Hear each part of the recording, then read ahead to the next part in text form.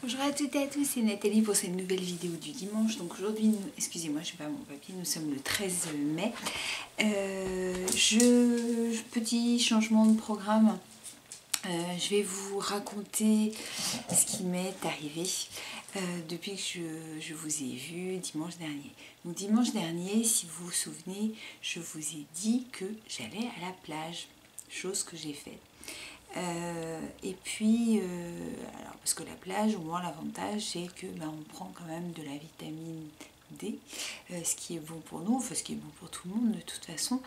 Et donc je me suis dit, bon, ça va me faire du bien. Chose que je ne fais jamais. C'est vrai que et c'est pas bien, mais je me protège pas du tout. Et puis là, j'étais bien partie, je me suis badigeonnée de crème en plus et tout. Et donc j'y étais avec mon mari et puis mon fils, donc ils sont partis jouer au foot sur la plage, enfin bref. Et très rapidement, j'ai commencé à me sentir pas bien, enfin c'est difficile à décrire comme sensation. Je sentais que j'étais oppressée, enfin que le soleil me faisait pas du bien, au contraire, enfin bref.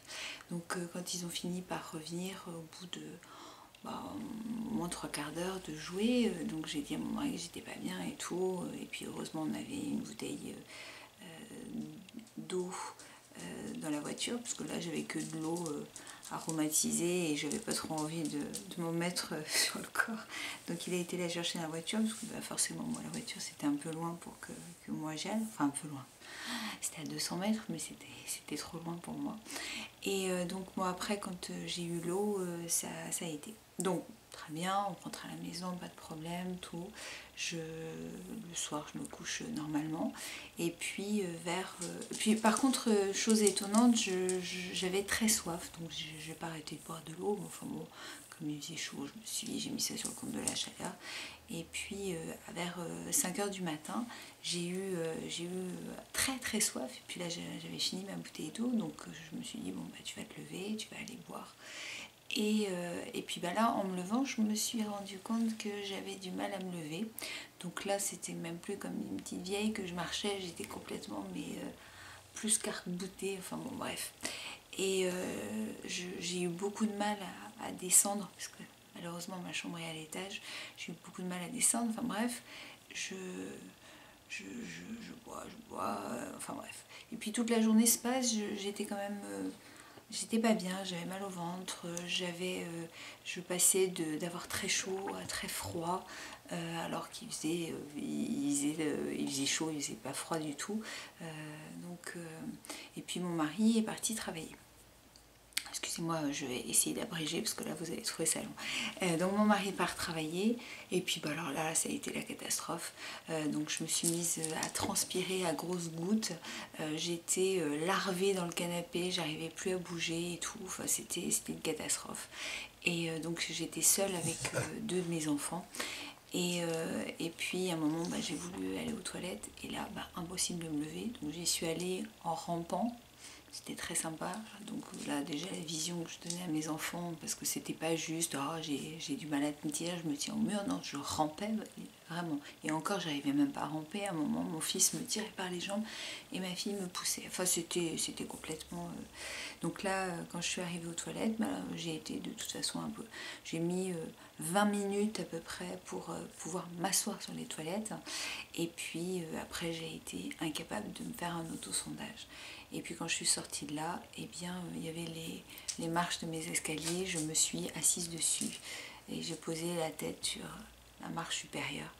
Et mon mari n'arrêtait pas de dire par téléphone à ma fille, il faut que tu appelles le SOS médecin, enfin bref, donc voilà. Et là j'ai dû être entre l'inconscience et puis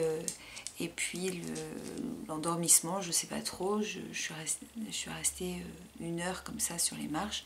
Alors avant, donc j'ai fini par accepter que ma fille téléphone à SOS médecin, puisqu'en fait je ne voulais pas appeler SOS médecin ni le 15, puisque je ne voulais pas être hospitalisée en fait. Moi c'était ça qui m'embêtait, c'était le fait que mon mari travaillait et que mes 2 enfants se retrouvaient seuls, même si ma fille aînée, elle vient d'avoir 17 ans et qu'elle est tout à fait apte depuis très longtemps à s'occuper de mon fils, mais j'avais pas envie de les laisser.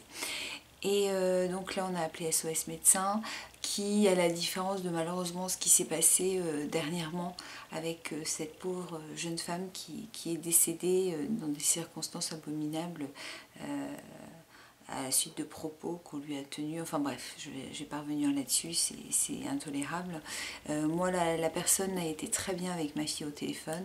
Alors d'une part, ma fille a été excellente au téléphone, se présentant, expliquant bien les symptômes que j'avais, enfin vraiment, bon, ce qu'il y a, c'est que la secrétaire lui a bien dit que le médecin ne pouvait pas arriver tout de suite parce que il avait d'autres urgences, que je comprends parfaitement, et en lui disant bien, s'il n'arrive pas tout de suite, il faut faire le 15, enfin bon, vraiment, elle a été très bien, et ma fille a été formidable.